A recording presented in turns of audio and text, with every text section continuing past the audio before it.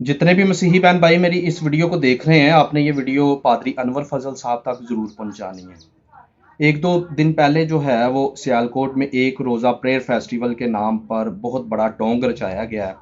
उस डोंग से मैं पर्दा उठाना चाहता हूँ, और ये साथ मेरे आप वीडियो देख सकते हैं कि इबादत के नाम पर सियासी लोगों को इकट्ठा किया गया। वहाँ पर इन सियासी लोगों के नारे लगवाए गए, इनको जो है वो प्रमोट किया गया, और ज़बरदस्ती जितने भी जो है वो लोग बैठे थे उनसे इन लोगों के लिए तालियां भी मरवाई गई, चाहे वो इन लोगों को जानते थे या नहीं जानते थे, लेकिन ज़बरदस्ती जो है वो उनसे जो है वो तालियां मरवाई गई इन लोगों के लिए।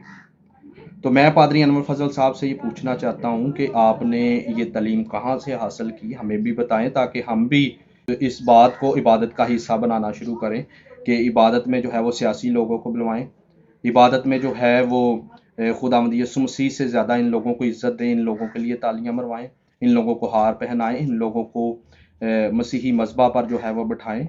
ज़रूर मुझे जो है वो पादरी अनवर फजल साहब आप बताइएगा ये आपने कहाँ से सीखा। दूसरे नंबर पर मैं आपसे ये पूछना चाहता हूँ कि कितने इनके अपने मजहबी रहनुमा हैं जिन्होंने इनको जो है वो अपनी इबादत गाहों में बुलाया हो, इनको हार पहनाए हो, वहां पर इनके नारे लगे हों।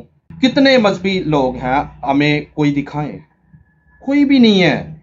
ये सिर्फ आपको बुखार है कि आप चर्च में, आप इबादत में जो है वो सियासत को दाखिल कर रहे हैं, जो कि गुलाम की आप सरेआम जो है वो तौहीन कर रहे हैं। ये आप डोंग रचा रहे हैं इबादत के नाम पर। तो इस डोंग की आपको सारे पाकिस्तानी मसीहियों से जो है वो माफ़ी मांगनी चाहिए। ये सियासी कट था जो आपने किया हुआ है। तो इबादत को सियासत से दूर रखें, इसको ना प्रमोट करें। आपको देखा दिखाई लोग जो है वो फ्लेक्सों में इन लोगों की तस्वीरें भी लगाते हैं। पहले ही हमारे लोग जो है वो डब्बों वाली बातों के पीछे, कुरानदाजी वाली बातों के पीछे, लैपटॉप वाली बातों के पीछे पड़े हुए थे। अब ये आपने एक जो है वो नया तरीका जो है वो निकाल दिया है लोगों को इकट्ठा करने का।